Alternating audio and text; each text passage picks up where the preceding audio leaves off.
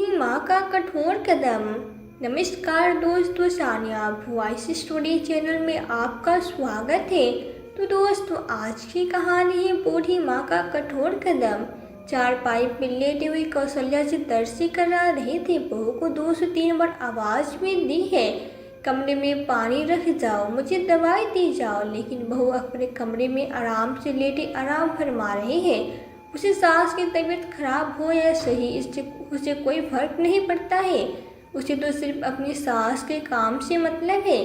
तभी कमरे में बैठी हुई माँ जी के कानों में बहू की आवाज़ पड़ती है, माँ जी आटा खत्म हो गया है, गेहूँ को धुल के साफ कर देना जिससे मैं आटा पिसवा सकूँ। और हाँ माँ जी, मैंने फ्रिज से मलाई निकाल कर रख दी है, 2 घंटे बाद मलाई से घी भी निकाल देना।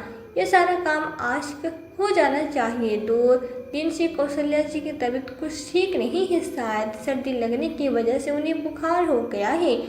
वो बहू से कहती है, बहू मेरी तबीयत कुछ ठीक नहीं है, मलाई से घी तुम निकाल लो।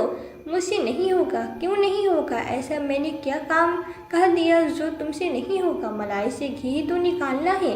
वैसे भी तुम्हें तो पता ही है, कल तुम छोटे बेटे बहू के घर जाने वाली हो। तुम्हारे दोनों बेटों ने यह तय किया था कि तुम 1 महीने मेरे पास रहोगे, 1 महीने छोटे वाले बेटे बहू के पास रहोगे। मेरे पास तुम्हारा कल 1 महीना पूरा हो जाएगा। उससे पहले मैंने कुछ काम निकाल कर रखे हैं, उनको आज ही निपटा देना। मेरे लिए छोड़कर मत जाना। कमरे में बैठी हुई कौशल्या जी की बहू की बात सुनकर दुखी हो जाते हैं और सोचते हैं बहू को काम की पड़ी है, मेरी तबीयत की नहीं। और कल जब उन्होंने बहू से कुछ पैसे मांगे थे और कहा था कि डॉक्टर को दिखाने चलो, मेरी तबीयत ठीक नहीं है, तो बहू ने यह कहकर मना कर दिया था कि डॉक्टर को दिखाने की ज़रूरत नहीं है, इतना तुम्हें कुछ नहीं हुआ है। और अभी 2 दिन बाद तुम अपने छोटे बहू बेटे के घर जाने वाली हो, उन्हीं से बोलना डॉक्टर को दिखाने के लिए, हम नहीं दिखाएंगे। अब 2 दिन बाद जब अपने छोटे बेटे बहू के घर जा रही हो तो इधर भी देख लेना, हम तुम्हारे ऊपर पैसे खर्च क्यों करें? 1 महीने तक तो तुम्हें उन्हीं के पास रहना है और उनके घर में रहकर ही काम करना है। हम तुम पे और तुम्हारे इलाज पे अभी पैसे खर्च नहीं करेंगे। डॉक्टर को दिखाने के लिए तो बहू ने छोटा बेटा बहू के लिए बोल दिया, लेकिन काम के लिए आज ये सब कुछ करवाना है, चाहे शरीर में जान हो या न हो।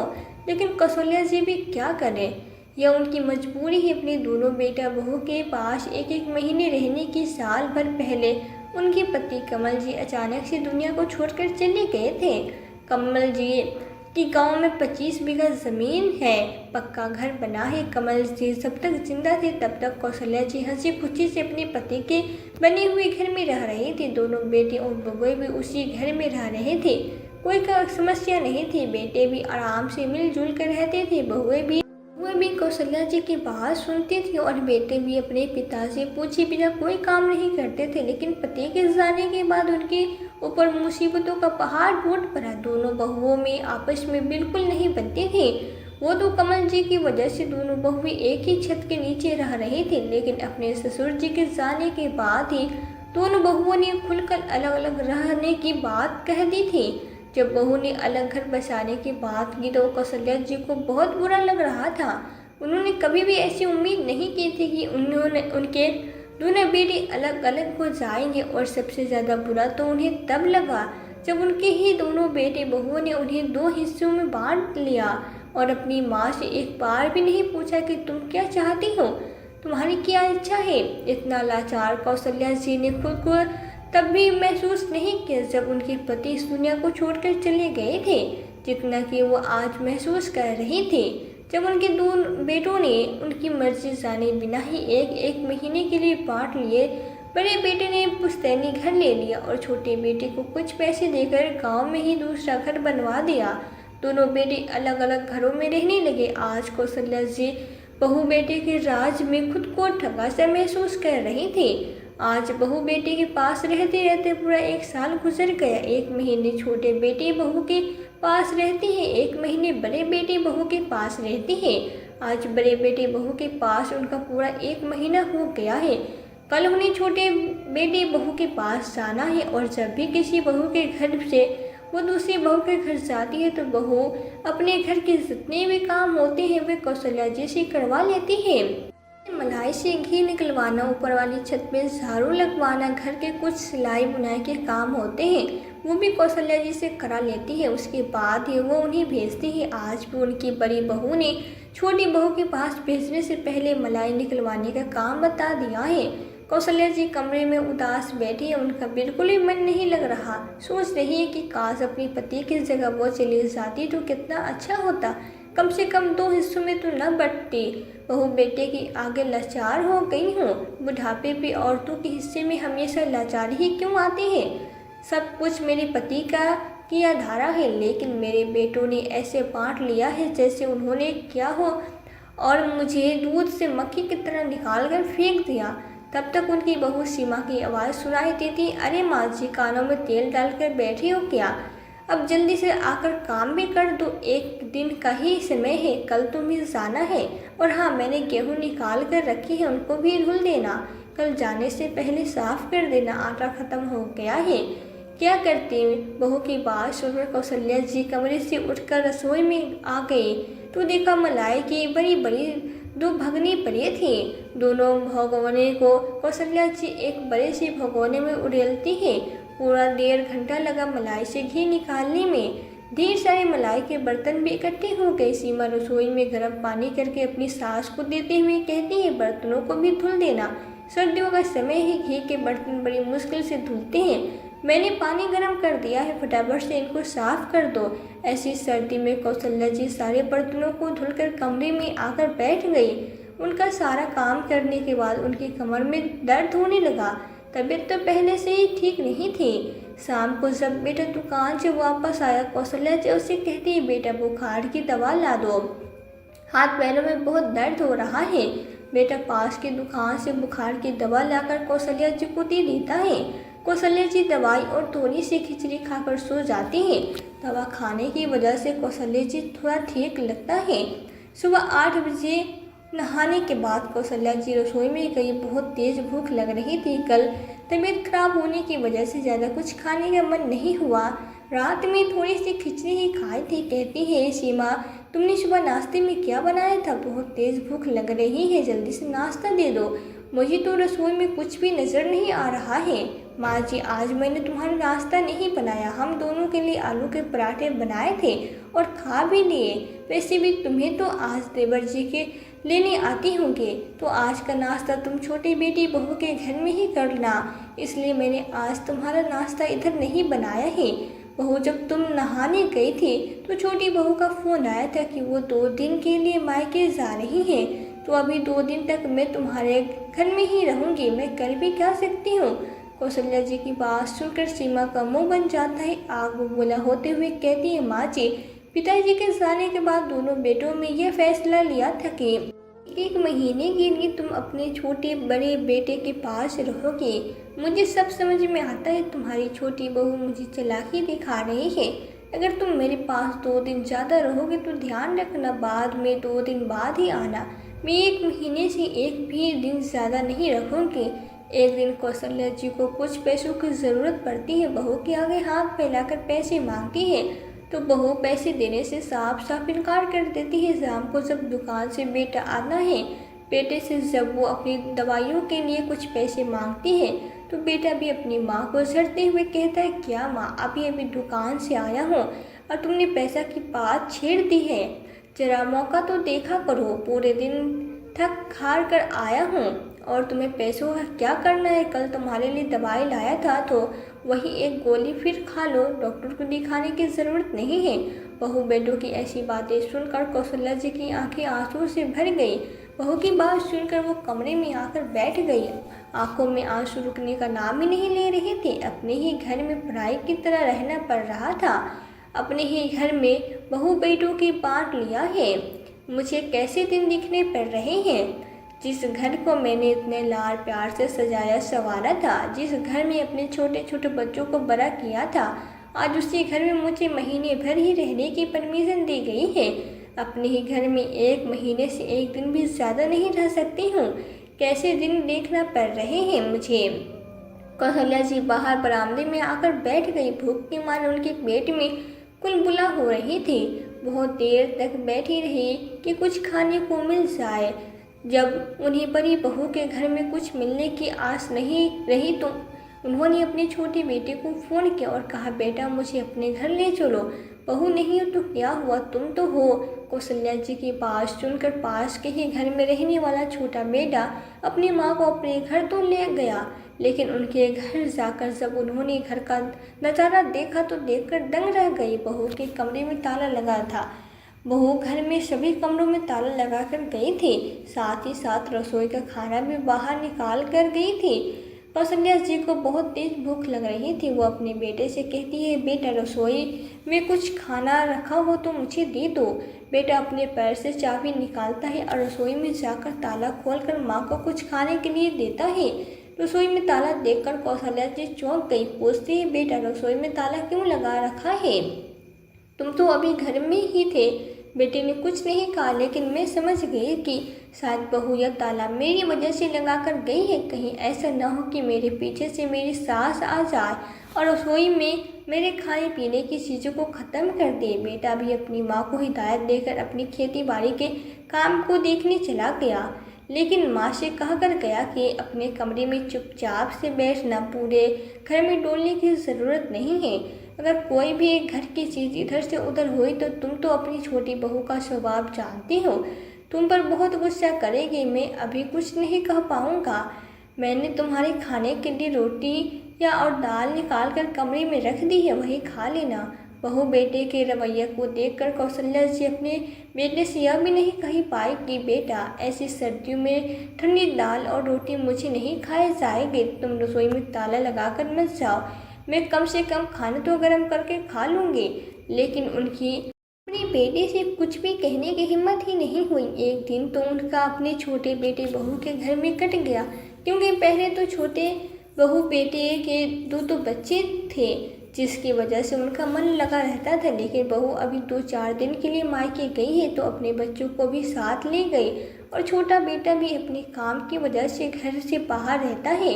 अकेले घर में कौशल्या जी का मन नहीं लगता, इसलिए वो एक दिन अपने बेटे से कहती है, बेटा शाम के समय वे 2 घंटे के लिए मंदिर जाया करेगी।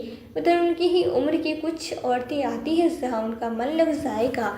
बेटे ने भी हाँ कर दिया, क्योंकि उसे लगा अच्छा है बुढ़िया 2 घंटे के लिए घर से तो बाहर जाएगी। अब रोज़ शाम के समय कौशल्या जी मंदिर में जाती और वो 2 घंटे उनके बहुत ही सुकून के साथ बीते। 4 दिन बाद उनकी छोटी बहू भी मायके से वापस आ जाती है। कौशल्या जी से उनकी बहू कहती है, माँ जी मैंने लाल मिर्च और खड़ा मसाला निकाल कर रखा है, खलबट्टी से कूट देना, ख़त्म हो गया है। जब भी इस तरह के काम होते हैं दोनों बहुएं कौशल्या जी को पकड़ा देती हैं। लाल मिर्च पीसने की वजह से उनकी आंखों से लगातार आंसू बह रहे थे। सारा काम करने के बाद वह शाम के समय जब मंदिर गई तो मंदिर में उनके साथ भजन कीर्तन करने वाली अर्चना जी ने पूछा, अरे कौशल्या, आज तुम्हारी आँख इतनी लाल क्यों है? क्या हुआ है, कोई बात है क्या? अगर कोई बात है तो तुम मुझे बता सकती हो। कौशल्या जी अपनी सहेली की बात सुनकर कुछ नहीं कहती है, लेकिन कहीं न कहीं अर्चना जी उनकी परिस्थितियों को समझ जाती हैं, क्योंकि वो भी बहू बेटे वाली है। उनके घर में तो 3-3 बेटे और 3-3 बहुएं हैं, तो वो भी बहू बेटों की परिस्थितियों से और बुजुर्गों की परिस्थितियों से बहुत अच्छी खासी तरह से परिचित थी। और वो यह भी जानती थी कि कोई भी बुजुर्ग माँ अपने घर की बातें या बहू बेटे की बातें कहीं भी नहीं बताएगी, भले उसे अपने घर में कितनी भी तकलीफ़ क्यों न मिल रही हो, लेकिन वो जग जाहिर नहीं करती है, किसी को अपने घर की परिस्थितियाँ नहीं बताती हैं, कहीं लोग उस पर न हंसने लगे। एक दिन वे कौशल्या जी से कहती है, कौशल्या, हम सभी औरतें पास के ही मानस देवी का मंदिर है, उधर दर्शन के लिए जा रहे हैं, तुम भी हमारे साथ चलो। हम सब गांव की औरतों ने मिलकर चंदा इकट्ठा किया है, उसी से एक बस बुक कराई है, सभी उस बस से मानसा देवी के मंदिर दर्शन करने के लिए जा रहे हैं, तुम भी हमारे साथ चलो, अच्छा लगेगा। कौशल्या जी का जाने का मन तो बहुत है, लेकिन अपने बेटे बहू से पूछे बिना वो हाँ नहीं करना चाहती थी, क्योंकि पता नहीं बहू बेटे उन्हें जाने भी देंगे या नहीं। घर आकर वो अपने छोटे बेटे बहू से इस बारे में बात करती है तो दोनों ही मना कर देते हैं और कहते हैं गांव के मंदिर में जाती हैं उतना ही बहुत है, कहीं बाहर जाकर दर्शन करने की ज़रूरत नहीं है, सभी जगह भगवान एक जैसे ही होते हैं। और तुम बुढ़ापे पे घर में बैठे बैठे या फालतू के खर्चे तो मत लगाया करो, देखती नहीं हो घर में कितने खर्चे हैं, तुम्हारी दवाइयों पे कितना खर्चा होता है, बच्चे पढ़ने के लिए गए हैं, ऊपर से खेती किसानी का काम, कभी फसल अच्छी होती है तो कभी नहीं होती है, और कभी कभी तो बेमौसम बरसात पूरी फसल को बर्बाद कर देती है, और तुम्हें घूमने की पड़ी है। अपने बहू बेटे की बात सुनकर कौशल्या जी चुप हो गई। छोटे बेटी बहू ने उन्हें इस तरह से झाड़ दिया कि अब उनकी हिम्मत बड़े बेटे बहू से इस बारे में बात करने की ही नहीं थी। दूसरे दिन मंदिर में अर्चना जी कौशल्या जी से पूछती है, बताओ कौशल्या क्या कहा तुम्हारे बेटी बहू ने? वो कुछ नहीं कहती है। उनकी चुप्पी को अर्चना जी बहुत अच्छी तरह से समझ जाती है। वे कौशल्या जी का हाथ अपने हाथ में लेकर कहती है, कौशल्या मैं तुम्हारी परिस्थितियों से बहुत अच्छी तरह से समझती हूँ। एक समय पर मैं भी स्थिति तुम्हारी तरह ही थी, जब भी मैं अपने पति के जाने के बाद बेटी बहू पे पूरी तरह से निर्भर हो गई थी। एक पैसों के लिए उनके आगे हाथ फैलाने पड़ते थे, कहीं जाने के और आने के लिए भी उनसे आज्ञा लेनी पड़ती थी। बहू बेटे ने मुझे खाने पीने तक के लिए तरसा दिया था, लेकिन आज की परिस्थितियाँ बिल्कुल विपरीत है। आज मैं अपनी मर्जी से जीती हूँ, अपनी मर्जी से खाती हूँ और जहाँ मन होता है अपनी मर्जी से जाती हूँ। अर्चना जी की बात सुनकर कौशल्या जी चौंक कहते हुए कहती है, सच अर्चना तू सही कह रही है, लेकिन तेरे तो तीन तीन बेटे और बहुएं हैं, फिर तू अपनी मर्जी से कैसे आती जाती है? तेरे बेटे बहू तेरे ऊपर पाबंदी नहीं लगाते हैं और कहीं आने जाने के लिए पैसे देने से पहले गुस्सा नहीं करते हैं। मेरे बेटे तो मेरी दवाई के लिए भी पैसे खर्च करते हैं तो बहुत गुस्सा करते हैं। कहीं घूमने फिरने पर पैसे खर्च करने की तो मैं उनसे बात भी नहीं कर सकती हूँ कौशल्या, बिल्कुल कर सकती हूँ, लेकिन इसके लिए तुम्हें खुद ही अपने लिए कुछ कदम आगे बढ़ने पड़ेंगे, अपने लिए कुछ निर्णय लेना पड़ेगा। जब तक तुम अपने बहू बेटे के पास बोझ बनकर रहोगे तब तक वो तुम्हें बोझ की गठरी समझकर ही धोते रहेंगे और इधर से उधर भेजते रहेंगे। लेकिन जब तुम बोझ बनने की जगह अपनी चीज़ों पे अधिकार जताना शुरू कर दोगे, पूरे हक के साथ रहोगे, तो वही बेटी तुम्हें पूरे सम्मान के साथ रखेंगे। अगर तुम आर्थिक रूप से साहस होगी और तुम्हारे हाथ में पैसे होंगे तो कोई भी तुम्हें तुम्हारी मर्जी का काम करने से नहीं रोक सकता है, भले ही वो बहू बेटे ही क्यों ना हो, लेकिन उसके लिए तुम्हें खुद ही कदम आगे बढ़ाने होंगे, कुछ हिम्मत दिखानी पड़ेगी, तभी यह संभव है। अर्चना जी की बात सुनकर कौशल्या जी के चेहरे पे एक चमक आ जाती है और वो भी अपने बहू बेटे के इस बंधनों से कहीं न कहीं आज़ाद होना चाहती थी, एक सुकून का बुढ़ापा काटनी चाहती थी, चाहो बहू बेटे उन्हें बोझ न समझे, इज्जत के साथ घर में रखे, समय से खाना दे और मान सम्मान करे। उन्हें समझ में आ गया कि अब उन्हें आगे क्या करना है। दूसरे दिन वह अपने बहू बेटे से कहती है कि उनकी सहेली अर्चना पास के ही शहर में अपनी आंखों को दिखाने जा रही है। आंखों का फ्री कैंप लगा है, मैं भी सोच रही हूँ अपनी आंखों को दिखा आऊँ, बहुत दिनों से ठीक से दिखाई नहीं दे रहा है। बहू बेटे ने भी उन्हें जाने के लिए इसलिए मना नहीं किया क्योंकि उन्हें लगा कि बुढ़िया अपनी सहेली के साथ जा रही है और नहीं आने जाने के लिए खर्चा मांग रही है, नहीं कोई पैसा, तो जहाँ जाना है चली जाए, मुझे इससे कोई फर्क नहीं पड़ता। कौशल्या जी शहर में जाकर अपने पति की ज़मीन जायदाद के बारे में पता करती है कि उनकी ज़मीन कहाँ कहाँ पर है, कितनी है और किसके नाम आ गई है। पता चलता है कि कौशल्या जी के पति ने गांव के बाहर वाली जो 10 बीघा ज़मीन खरीदी थी वो उन्होंने अपनी पत्नी के नाम ही खरीदी थी, बाकी की ज़मीन उनके नाम थी जो उनके बेटों के पास आ गई थी। 10 बीघा ज़मीन अपने नाम सुनकर कौशल्या जी और उनकी सहेली खुशी से झूम उठती है। वे दोनों खुशी खुशी घर वापस आ गए। 4 दिन के बाद दरवाजे पर कोई आता है। छोटा बेटा दरवाज़ा खोलता है तो देखता है बाहर 2 आदमी खड़े हुए हैं और ये कह रहे हैं कि उन्हें कौशल्या जी से मिलना है। छोटा बेटा आवाज़ देता है, माँ जी तुमसे कोई मिलने आया है। लेकिन बड़ा अचंभित होता है कि माँ से कौन मिलने आया होगा और ऐसा कौन है जिसको मैं नहीं जानता। कौशल्या जी उसको देखकर कहती, आइए आइए, माँ आप ही का इंतज़ार कर रही थी। अचंभित होते हुए छोटी बहू कहती है, माँ जी ये कौन है और किस लिए आए हैं। बेटा अभी तो तुम अपने बड़े भाई को फ़ोन करो, वो भी इधर आ जाए, फिर मैं सब बताती हूँ। यह कौन है? हड़बड़ाती हुई छोटी बहू अपने जेठानी को फ़ोन करते हैं। दोनों बेटे बहू भी थोड़ी ही देर में कौशल्या जी के सामने हाजिर हो जाते हैं। उनके मन की उत्सुकता बढ़ती जा रही थी और आए हुए दोनों व्यक्ति कौशल्या जी को पेपर देते हुए कहते हैं, यह देखिए कौशल्या जी, आपकी ज़मीन के सारे कागजात तैयार हो गए हैं, बस आपको दस्तखत करने हैं। उसके बाद ये सारे पैसे आपके हो जाएंगे। मैं आपको आपकी ज़मीन के मुँह मांगे दाम देने के लिए तैयार हूँ और बस पूरी 10 बीघा ज़मीन हम लोग खरीद लेंगे। पास में खड़े हुए दोनों बेटे बहुएं उन दोनों व्यक्तियों की बात सुनकर अवाक रह गए कि माँ के नाम 10 बीघा ज़मीन है और माँ हम दोनों को बिना बताए ही उस ज़मीन को बेच रही है। बड़ा बेटा चिल्लाते हुए कहता, माँ तुम पागल हो गई हो, पिताजी की खरीदी हुई ज़मीन बेच रही हो। लोग तो अपने बच्चों के लिए ज़मीन जायदाद खरीद कर रखते हैं और तुम बेच रही हो, तुम्हें शर्म नहीं आती। और हम तुम्हें अपने घर में कौन सा हंटर मार कर रख रहे थे, आराम से कोने में पड़ी रहती हो, खाने को दोनों टाइम खाना मिलता था, इसके बदले में थोड़े बहुत घर के काम करने पड़ते हैं। तो क्या हो गया, इतना तो तुम्हें हमारे साथ रहकर करना ही पड़ेगा, आखिर हम तुम्हें 2 वक्त का खाना खिला रहे हैं, ये तुम एहसान मानो। कौशल्या जी उठकर दोनों बेटों की गाल पे एक एक जोरदार आंचल लगाते हैं। शर्म नहीं आती तुम लोगों को, 2 वक्त की रोटी का एहसान जताते हुए मैंने तुम्हें 9 महीने तक अपने पेट में रखा, इतनी बड़ी होने तक पाला पोसा बनाकर खिलाया, उसका कुछ नहीं। तुम लोगों को शर्म नहीं आती है? अपनी माँ को बांटते हुए, एक एक रोटी को तरसाते हुए, एक एक गोली के लिए तरसाते हुए तुम दोनों ने जीते जी मेरी ज़िंदगी को नरक बना दिया है, एक एक पैसे के लिए तरसा दिया है। और जब मेरे पति ने मेरे नाम 10 बीघा ज़मीन की है तो उस ज़मीन को मैं बेचूं या अपने पास रखूं, तुम्हें क्या लेना देना है।